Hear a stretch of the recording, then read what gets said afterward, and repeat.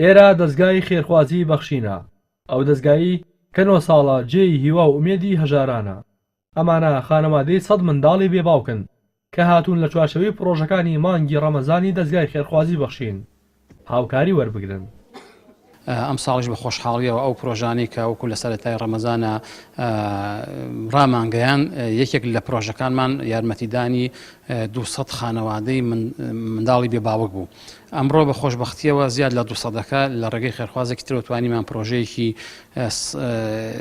جوان پێشکەشکەین کە ئەویش 100 خانەوادە بوو بە بڕی 10 ملیۆن دینار هەر منداڵی 100,000 دینارمان پێ بەخشیوەواتە ئەوەی کە خۆمان بڕیارمان نابوو 200 منداڵ تا ئێستا ئەوە بۆ بە 300 منداڵ بۆیە داواکەین لە خێرۆمەندان و دەوڵەمەندانی هەرێمی کوردستان و دەرەوەی هەرێمی کوردستان کە ئیشاڵا بتوان دەستباری ئەم جۆرە پرۆژانە بن هەر خێرخوازی هەر دەوڵەمەندی هەر کۆمپانیاک بێت ئێمە منداڵی زۆرمان لایە ئەو منداڵانش کە ئەمڕۆ ئەو یارمەتیان وەرگرت هەڵبەتە ئەوانە نین کە موچیان هەیە ئەوانە کە موچەی جێگیریان هەیە زیاد لە 500 منداڵن ماگانە موچەی خۆیان وەرەگرن بەڵام ئەمانە وەکو ئەوەی کە منداڵی بێباوکن و مامەڵەکانیان لای ئێمەیە ساڵانە 2-3 جار لە مانی ڕەمەزان و جەژنەکان و مناسبەکانە بەسەریان نەکەینەوە لە ڕێگەی ئەو خێرخوازانەوە.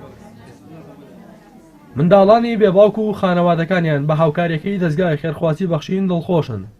سوپاسی خێرخوازان و بەخشینیش دەکەن کە لە مانگە و لە تەواوی مانگەکانی دیکەی ساڵدا ئەمانیان لەبیر نەکردووە و سفرە و باخەڵی خۆیان لە سفرە و باخەڵی ئەمان جیا نەکردوێتەوە.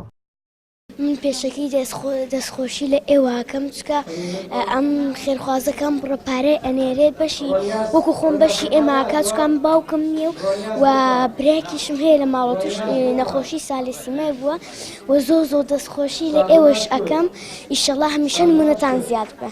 لەخوا ئەپارێمەوە نمونەتان زیادکە و خی گەورە ئەو کەسانش کە یارمەتی ئەم بێباوکانە ئەدەن هیوادارم خی گەورە سەرکەوتویان کە و بیان پارێزە ئیشەڵا ڕزق و ڕۆژیان زیادکە ئیشەڵا دەستخۆشیان لیەکەین ئەو خۆی خاسانی کە یارمەتیەمان داوە. بەرنمەیەکە جێی خۆی کردوێتەوە لە دڵی هەموو کەسێکە و بۆتە هاوکاری هەموو مناڵێکی فەقیر و بێباوک و داما و دەستخۆشی و کەسانەژەکەم کە یارمەتی ئەم بەرنمەیە دەن و خێرخوازی مناڵی هەتی و ئەەکەن و خی گەورە خێری هەموو لای بنووسی و خی گەورە لیان ڕاستی بێ. دەستخۆشی لە بەرنمەکەتانەکەم ئەوانەی کە یارمەتیمانەدا خوا نمونەتان زیادکە هیوادارم سەرکەوتوو بن.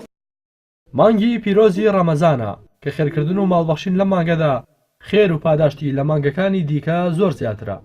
دەستگای خێرخوازی بەخشینیش وەک دەستێکی ئەمین و پردی دڵنیایی نێوان خێرخوازان و هەژاران بڕیاری داوە لەم مانگەدا بە بڕی 450 ملیۆن دینار هاوکاری 7,000 خانەوادەی هەژار بکات.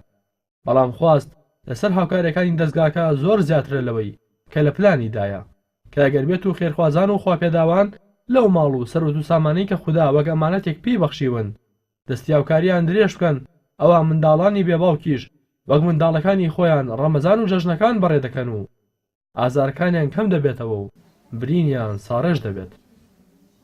ڕاستی حەمامین کەناڵی ئاسمانی پەیام سلێمانی.